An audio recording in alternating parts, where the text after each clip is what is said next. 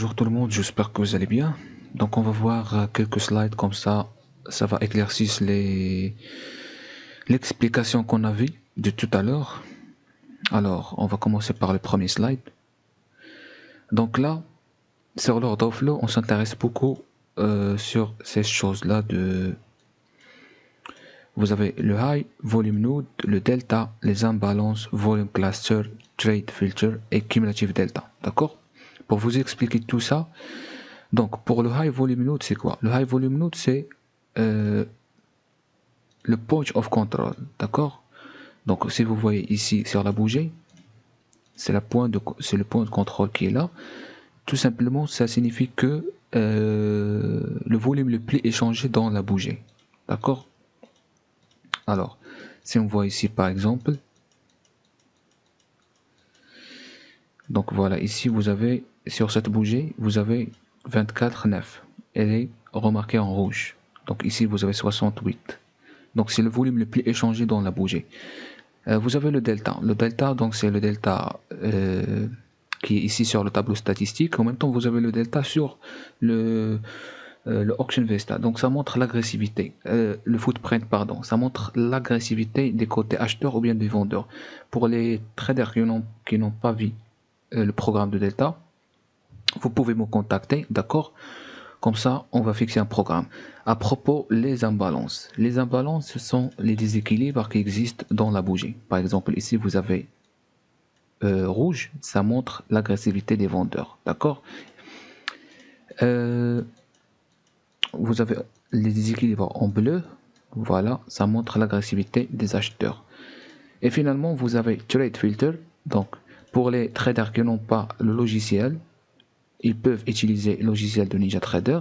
Donc tout simplement, vous allez sur série de données et directement sur ici vous avez filtre affichage taille. Donc au lieu de faire 0, par exemple, je vais demander le programme de m'apparaître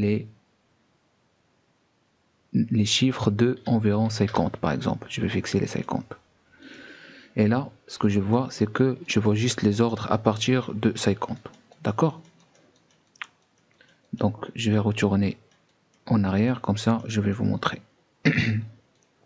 Voilà. Donc ici, vous allez voir de trop, ce sont les filtrages. Donc ici, il y avait des contrats de 40, 23. On n'est pas intéressé de ça parce qu'on a focalisé ça sur... on a filtré ça sur 50. D'accord? C'est la même chose ici, sur le footprint de notre logiciel. Vous avez Trade Filter, vous avez le Cumulative Delta. Donc par rapport au Cumulative Delta, c'est vous utilisez ici le footprint de NinjaTrader. Donc vous allez trouver le delta cumulé, order flow, d'accord? Après, moi j'étais en fait j'avais en fait j'ai utilisé le cumulative delta juste pour détecter les divergences. Mais après, lorsqu'on a programmé ce logiciel, maintenant il détecte les divergences automatiquement, d'accord? Donc on va voir là des divergences sous forme de triangle, d'accord? Donc je cherche un triangle pour vous montrer.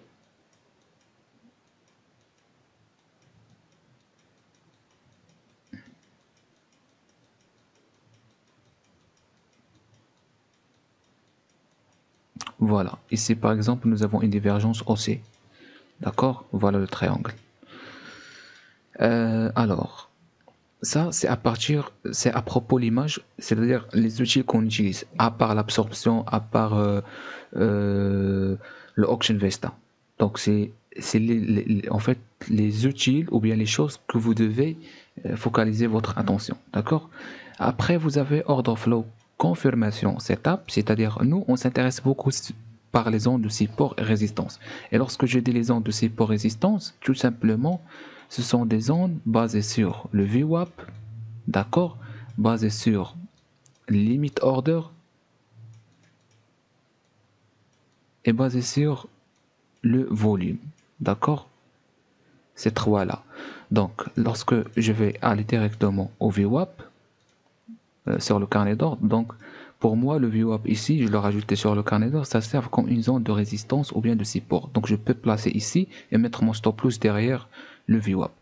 La même chose pour les POC, c'est-à-dire les pics de volume. 300, on parle par exemple de 536, elle est là. Je peux mettre mon stop loss juste au-dessus de VWAP et en même temps 536. Tout simplement, ça sert comme une zone de résistance et ça, lorsque le marché va arriver à ce niveau, il va résister de le casser. D'accord? En même temps, je considère les plus bas et les plus hauts comme zone de résistance. Les plus bas et les plus hauts. Et encore, j'ai les plus bas, ce sont des zones de support. Les plus hauts, ce sont des zones de résistance. Aussi, les limit order, par exemple, 63, en ce moment-là, pour moi, c'est une zone de résistance. Tout simplement parce que le prix, il résiste. On sait que c'est un ordre, mais après, pour moi, c'est une zone de résistance. Donc, je peux me placer, par exemple, ici, et mon stop, ça sera juste derrière lui, d'accord? Je peux placer ici, et mon stop, ça sera derrière lui.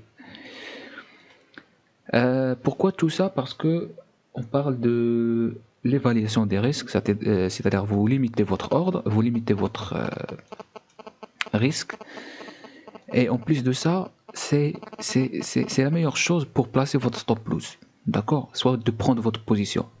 Globalement, on trouve que le marché fait des rebondissements sur le VWAP ou bien sur des zones de support résistance. Mais faites attention toujours aux limit order, aux auction vesta, aux absorptions, aux cumulative delta, et ainsi de suite. Par rapport aux points d'entrée, toujours sur limit order et les absorptions. Donc tout simplement, lorsque vous avez des absorptions, par exemple, vous avez des absorptions, je prends un exemple, voilà. Je prends un exemple ici, vous avez des absorptions ici, donc le delta commence à être négatif. Vous cherchez sur le carnet d'ordre, est-ce qu'il y a des passifs sellers?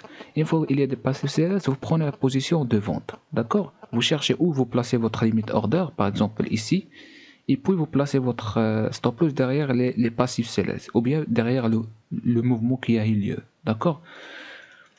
Donc à propos de cette image, maintenant, regardez ici. Ça, ce sont des zones d'absorption qui servent comme une zone de résistance et des zones de support. Donc, le marché a essayé de monter et puis nous avons une zone de résistance. Il a rejeté et puis on a créé une bougie qui est rouge. Pourquoi? Tout simplement parce que vous avez ici limit order de 211. C'est quoi ça? C'est un passive seller, c'est-à-dire c'est un limit order, c'est un passive seller. Les 93, c'est quoi? Ce sont des agressifs sellers. Donc les deux à la fois, et supportent le mouvement, c'est pour cela le marché a tombé. Ici la même chose, vous avez zone de support, 138 V0. Donc les 138 selon vous c'est quoi? Tout simplement c'est un limit buy, c'est un limit order ou bien passive buyers à côté de bid. Alors en fait elle a poussé le marché à la hausse. Donc ça sert comme une zone de support, d'accord? Ça de côté. Alors, c'est la même chose ici, un autre exemple. Vous avez ici une zone de résistance, 260, 286 et 237. Les 286, c'est quoi? En fait, c'est une zone de support, de résistance, pardon. Donc c'est un passif sellers. Après les 237, c'est un agressive sellers. Les deux à la fois. Et regardez, le prix a monté jusqu'à ici. Et puis on a créé cette mèche. Et la clôture a été là. Tout simplement pourquoi? Parce que les 286, ils protègent cette zone de prix. D'accord? Donc c'est la même chose ici. 203, 493. Les 493, ce sont des aggressive buyers. Et en même temps, 203, ce sont des passive buyers qui supportent ce niveau de prix. Ici, c'est un exemple de divergence. D'accord? Regarde. Delta cumulé, c'est quoi? Le cumulatif delta, c'est à propos de l'agressivité. Vous avez le prix qui descend, mais le delta qui monte. Donc vous avez ici des agressifs acheteurs qui achètent, mais malheureusement le prix qui monte. Tout simplement, ici vous avez en haut des passive sellers qui absorbent les contrats des acheteurs. Et puis à ce point-là, on a des acheteurs et en même temps, c'est-à-dire ça reflète sur le delta. Et puis lorsque les passive sellers ils ont lâché les contrats, ils commencent à liquider, et puis là on voit que peut-être c'est une prise de profit, peut-être non. Mais ce qui nous intéresse, c'est le delta et le volume. Lorsqu'on commence à aller avec aux directions du prix, c'est là on prend la décision. Maintenant, on va voir juste la différence rapidement entre les passives et les agressives. Donc toujours, lorsque j'ai des passives, ce sont des buy limit ou sell limit, c'est-à-dire les passives sellers ou bien les passives buyers. Lorsque je dis agressives ou bien actives, ce sont des acheteurs agressifs ou bien des vendeurs agressifs. Donc les caractéristiques entre eux, c'est que vous avez les passives, c'est-à-dire ils attendent le prix, wait for price, c'est-à-dire ils attendent le prix. Si je prends par exemple ici sur le carnet d'ordre, je mets ici, j'attends le prix qui est venu vers moi. C'est un limit order. D'accord? Donc, je suis un passif. Generally large players, c'est-à-dire ce sont des gros joueurs, d'accord? Ce sont des institutionnels, des gestionnaires de portefeuille, des brokers haut de gamme, des fonds d'investissement. Donc, ils placent. Pourquoi ce sont. En fait, pourquoi. D'abord, pour le numéro 1, pourquoi ils exécutent, ou bien le numéro 3, ils placent leurs ordres en attente. Tout simplement parce que lorsqu'on parle de 4000 contrats ou bien 2500 contrats, si on met au marché, c'est quand on a perdu environ, si vous mettez par exemple 12,50 fois 4000 fois 4000, ça va donner combien? Donc si on fait un petit calcul rapidement, 12,50 fois 4000, ça va donner environ 50 000 $ de perte. Vous voyez? Donc ça, nous, on fait un contrat, on peut pas voir ça. Mais après, avec 4000 contrats, c'est 50 000 en fraction de seconde. Donc, quatrièmement, it can be false, c'est-à-dire les limit orders, il peut être false. On a vu ça de tout à l'heure. Par exemple, vous pouvez voir ici 400, et puis lorsque le prix, juste, il arrive à ce niveau-là, le trader, il va enlever les 400. Il va rejoindre les vendeurs. Et ainsi de suite. Ça s'appelle spoofing. Bien sûr, je vais faire une formation à propos de ça sur le carnet d'ordre. Ça sera juste une formation très très très approfondie sur le carnet d'ordre avec le carnet de Jigsaw. Donc, restez actifs. Maintenant, on va aller sur market order. Ce sont les agressifs. Premièrement, il réagit au marché. D'accord? C'est-à-dire, il voit le prix monte, ils vont entrer au marché. Ils vont entrer achat au marché, comme je fais maintenant. Ce sont des small players, c'est-à-dire ce sont des petits joueurs. Comme la plupart d'entre eux, ils ont maximum 50 000 $. D'accord? Et la plupart d'entre eux, ils traitent sur le chart. Ils n'ont pas cette notion de limit order, delta, absorption et tout ça. Move, troisième chose, ils move de market, c'est-à-dire c'est eux qui font bouger le prix. D'accord? En fait, c'est eux qui font bouger le prix. Alors ça, c'est très important. Lorsque je parle de market order, c'est eux qui font bouger le prix ou bien déstabiliser le marché. D'accord? Alors, au contraire, les passives font équilibrer le marché. Donc maintenant, ça c'est un exemple sur le chart. En haut, vous avez un passif sellers qui servent comme une zone de résistance et bien un passif buyers qui servent comme une zone de support. Et juste là, vous avez aggressive buyers, ce sont des market orders.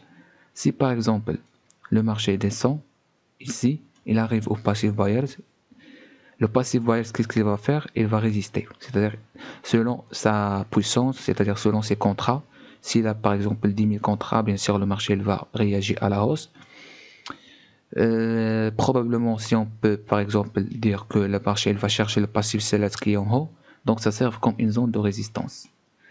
Donc pour le trader qui utilise le chart, ils vont voir la cassure. malheureusement, il va faire un fake casseur. Les acheteurs, ils vont entrer, ce qu'on appelle des acheteurs piégés. Et là, le marché va retourner. Ça reflète sur le delta qui est positif, qui s'appelle exubérance. D'accord? Et le contraire de exubérance, c'est la capitulation. Donc, ici, vous avez un exemple de why it happened. Donc, tout simplement, ici, vous avez le carnet d'ordre. D'accord? Le carnet d'ordre. Et ici, imaginez avec moi, ici, vous avez 10 000 contrats. Quelqu'un qui a 10 000 contrats à ce niveau de prix de 15 000. D'accord? Et ici, vous avez cumulatif delta, 4 000. Cumulatif delta, ce sont les agressifs. Par contre, ici, vous avez un passif. Donc, je vais écrire P, passif, et ici, je vais écrire A, agressif. Maintenant, les agressifs, ils vont chercher les 10 000. Leur objectif de casse, c'est les 15 000, le niveau de prix. Alors, ils vont mettre un paquet de 2 000. Ça se rajoute sur 6 000. D'accord? 4 000 plus 2 000, ça donne 6 000. Alors, une fois on a rajouté 2 000, qu'est-ce qui est arrivé ici? C'est que le passif sellers, il a mis un paquet de 2 000. Maintenant, on a absorbé, le passif sellers, il a absorbé tous les contrats des acheteurs agressifs. Maintenant, les agressives, encore, elles ont mis un paquet de 2 000. Le passif sellers, qu'est-ce qu'il a fait? Il a rajouté un paquet de 2 000 pour absorber les acheteurs agressifs. Vous voyez, on a passé de 2 000 contrats à 6 000 contrats. Et là, ça montre quoi? Lorsque le marché il va monter, on va faire la première fois paquet de 2 000, on va rejeter, on va monter encore, rejeter, on va monter troisième fois. Et là, les premiers, toujours, il y a le troupeau et le premier. Les premiers qui vont détecter le mouvement, qu'est-ce qu'ils vont faire? Ils vont rejoindre le passif sellers et là, ça reflète sur le delta négatif et le marché va baisser. D'accord? Ça, c'est un exemple pour vous montrer. Donc, ici, vous avez la même chose. Why it's happened. Donc, vous avez down, uptrend, c'est-à-dire une tendance qui est haussière, cumulative delta. On parle toujours des agressives, cumulative delta qui monte, mais par contre, le prix qui descend. Pourquoi? Maintenant, je pense que vous savez pourquoi. Parce qu'il y a un passif sellers qui est là, qui absorbe tous les contrats des acheteurs agressifs. Ici, le contraire. Le prix qui monte, mais après le delta qui descend. Donc, on parle de delta, cumulative delta, c'est-à-dire ce sont les agressifs sellers maintenant, mais le prix qui monte. Donc, tout simplement, vous avez un passive bias qui absorbe les contrats des acheteurs. D'accord? J'espère que c'est compréhensible.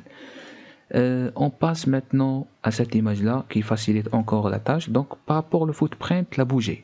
La bougie, vous avez la même chose. Vous avez low, open, close et high. D'accord? Donc, low, open, close, high. Ça, c'est le footprint. La même chose sur la bougie japonaise. Vous avez le prix d'ouverture, le prix de clôture et le plus bas et le plus haut. D'accord? Apparemment que le 0, j'ai pas expliqué ça. Le 0, c'est la fin. En fait, c'est comme la fin de auction. L'auction, c'est-à-dire l'enchère de prix d'achat et de vente. Sur la bougie japonaise, vous pouvez pas voir ça. D'accord? Si par exemple il y a 0 ici, c'est qu'on n'a pas fini l'enchère de prix, c'est-à-dire l'achat et la vente. Alors on va créer autre bougie. Ici vous avez le prix, d'accord? Donc ici chaque partie de volume représente un niveau de prix, 2325. Ici la même chose, 154. 220, ça représente 2324. Cela signifie quoi? Cela signifie qu'on a échangé environ 220 et 154 sur le bid et 220 sur le ask au niveau de prix de 2324 et ainsi de suite. Ici, vous avez le prix, volume, order flow. Donc, c'est mieux d'expliquer ça ici. Donc, si vous voyez ici volume, bid, ask, delta, profile, imbalance. Donc, tout simplement, volume, c'est quoi? C'est le total brut de bid et ask. Par exemple, si on prend 92 plus 0, ça nous donne combien? 92. Si on prend 334 plus 202, ça nous donne combien? 539. Si on prend 555 plus 311, ça nous donne combien? 889. 19, pardon, exactement. Donc, ça, c'est le volume, c'est la totalité de bid et ask. Maintenant, vous avez ici delta. Delta, c'est quoi? Le delta, en fait, c'est pas la totalité, mais on soustrait. Par exemple, 92 moins 0, 92. 334 moins 202, ça nous donne combien? 132. 788 moins 311, ça nous donne combien? 267. C'est la même chose ici sur le footprint, d'accord? Donc ici, comme je vous ai dit, il y a bid et ask. Et lorsque je vais aller directement sur indicateur, au lieu de bid et ask, je vais faire delta.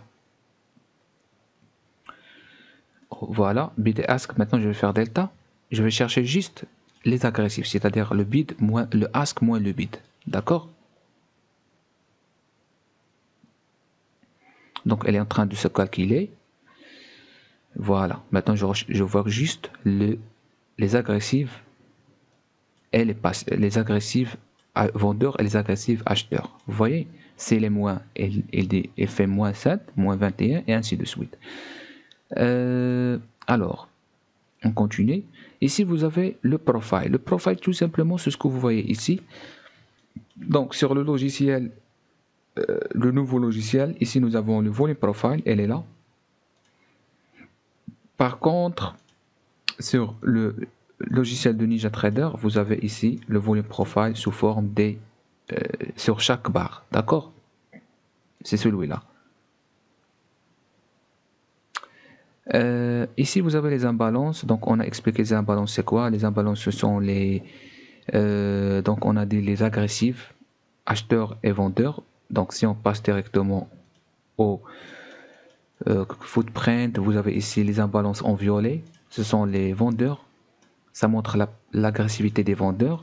Et si vous avez les imbalances en bleu, ça montre l'agressivité des acheteurs. Sur l'option qu'on a rajoutée sur le footprint nouveau, c'est que lorsque nous avons des imbalances, ils servent comme des ondes de support résistance. D'accord? Et je vous ai montré déjà ça sur notre session, ou bien les sessions de programme de trading LMJ. Alors, si vous voyez ici par exemple, les imbalances en rouge ici, regardez avec moi, le prix a descendu, puis lorsqu'il a monté, le prix n'arrive pas à casser ce niveau-là. Donc ça sert comme une zone de support résistance. Donc en même temps ici nous avons des imbalances et vous voyez on descend et puis le marché crée encore une absorption. Donc les imbalances tout simplement ça sert comme une zone de support résistance. Il y a une lecture des imbalances, des stratégies des imbalances. Donc vous allez voir ça sur le programme bien sûr. Bon, j'espère que j'étais clair avec vous. J'espère. Donc ça c'est le dernier slide. Donc rappelez-vous, sur le bid, vous avez les passive buyers, les aggressive sellers, et sur le ask, vous avez les passive sellers, les aggressive buyers. Pour bien maîtriser ça, je vais prendre le carnet d'ordre, et là vous avez, sur le ask, vous avez les passifs, sur le bid, vous avez les passifs, d'accord? Ce sont des ordres en attente. C'est la même chose. Sur le footprint, vous avez les passifs sur le ask, et sur le bid, vous avez les passifs sur le bid, c'est-à-dire les passive buyers. Maintenant, lorsqu'on tape sur le carnet un ordre au marché, il part directement au ask. C'est la même chose qui se passe sur le footprint. Lorsque on tape achat, directement on le voit. Par exemple, 26, 86, 110, 100, 143. D'accord? On le voit. C'est ça ce qui différencie. C'est ça ce qui différencie en fait le. En fait, c'est ça qui différencie le carnet d'ordre des footprints. C'est que sur le footprint, on peut voir l'historique des agressifs. Par contre, sur le carnet d'ordre, on ne peut pas voir l'historique des agressifs. On peut voir juste les passifs sellers en attente. Ou bien les passifs buyers. D'accord? Ça, on n'a pas besoin de ça. Ça, c'est à propos du programme. Donc ça aussi. Et voilà, donc on a terminé à propos de cette partie-là. Donc j'espère que j'étais clair avec vous. Donc j'ai montré ensemble l'ensemble de ce qu'on va voir sur ce programme. Et n'hésitez pas de me contacter si vous n'avez pas compris quelque chose, d'accord? Soit sur soit sur message sur la plateforme e-learning, soit sur Telegram, d'accord?